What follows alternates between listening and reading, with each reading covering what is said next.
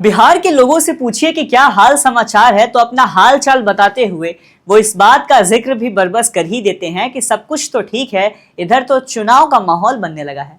और भैया माहौल इसलिए भी बन रहा है क्योंकि चुनाव से पहले कई महीने पहले ही बिहार के नेता मंत्री पार्टी के लोग चुनावी रणनीति साधने में लग गए हैं। बयान, दल बदल, प्लानिंग सब कुछ होना अभी से शुरू हो गया है। बीते दिन जीतन राम मांझी को ही देख लीजिए, दलित समागम रैली का आयोजन किया। नीतीश और सम्राट चौधरी भी रैली में दिखे। मांझी ने नीतीश से मांग रखी, लेकिन एक बात तो बिहारियों के जहन में बार बार आती जाती होगी ही कि आखिर नीतीश ही बिहार के अगले मुख्यमंत्री के लिए चेहरा हैं या सिर्फ एनडीए के लिए मोहरा मात्र हैं। आइए जानते हैं इत्मीनान से। नमस्कार, आप देख रहे हैं द हिंदी टॉप। खबर में आगे बढ़ने से पहले आप द हिंदी टॉप को सब्सक्राइब करके बेल आइकन दबाना ना भूलें ताकि आप तक पहुंचे हर खबर सबसे पहले। पटना के गांधी मैदान में दलित समागम रैली का आयोजन किया गया। इस रैली में बिहार के मुख्यमंत्री नीतीश कुमार भी शामिल हुए, लेकिन कुछ ही देर में भाषण देकर वापस चले गए।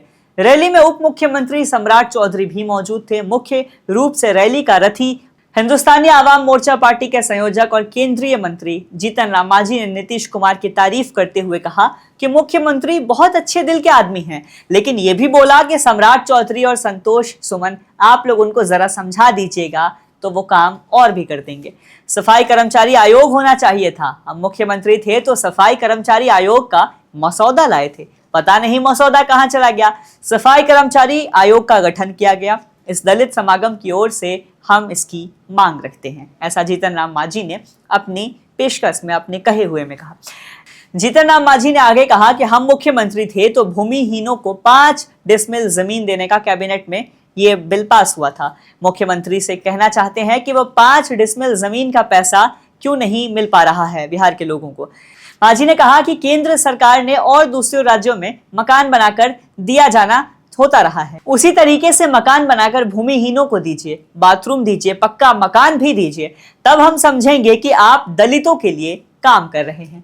यहाँ एक बात देखने वाली है कि जीतन राम मांझी का मूड मौसम से कैसे मिलता जुलता है। वो सरकार, पार्टी और अपने ही गठबंधन के लोगों की शिकायत भी करते हैं, उनसे सवाल जवाब भी करते हैं, तुलना भी करते हैं, फिर आखिर में तारीफ करके लीपापोती भी कर देते हैं।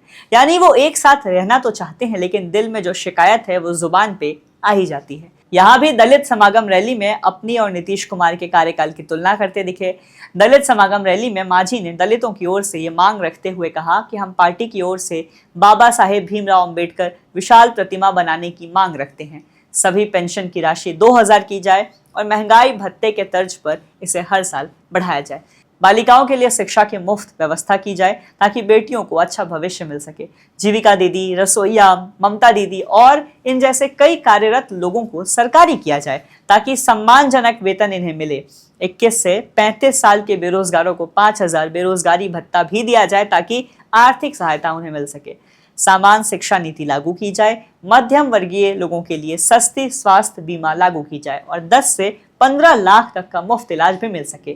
श्री कृष्ण सिंह और दशरथ मांझी को भारत रत्न दिया जाए।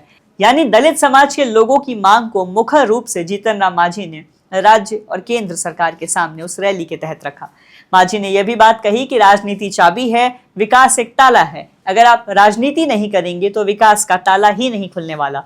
मुख्यमंत्री नीतीश कुमार का समर्थन करते हुए जीतन राम मांझी ने कहा कि उन्होंने ठीक कहा कि ये एनडीए की बैठक नहीं है, ये किसी एक पार्टी की बैठक है, इसीलिए वो आए और अभिवादन देकर चले गए हैं। यहाँ एक और बात निकलकर सामने आती है कि एनडीए के किसी भी रैली या सहयोगी दलों की रैलियों में नीतीश कुमार को मुख्य रूप से ये नहीं बताया गया कि ये वही प्रदेश के अगले मुख्यमंत्री होंगे एनडीए की तरफ से या फिर वो एक चेहरा मात्र हैं।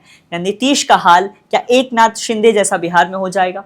भाजपा कहती है कि मुख्यमंत्री चेहरा भाजपा की पार्लियामेंट्री कमेटी फाइनल करेगी और ये भी तय माना जा रहा है कि जदयू और एनडीए की ओर से नीतीश के चेहरे पे ही बिहार चुनाव लड़ा जाएगा। ये सोचनीय होता जा रहा है कि क्या नीतीश चेहरा होंगे या मोहरा बन के रह जाएंगे चुनाव के लिए। फिलहाल के लिए इस खबर में इतना ही। खबर पे अपनी राय कमेंट करें। मैं हूं आपके साथ प्रत्युष रौनक। कैमरे पे मेरा साथ दे रहे हैं मेरे साथी शिव कुमार। ऐसी और खबरों के लिए सब्सक्राइब करें द हिंदी टॉप। हम एक्स यानी ट्विटर, फेसबुक और इंस्टाग्राम पर भी फॉलो करें।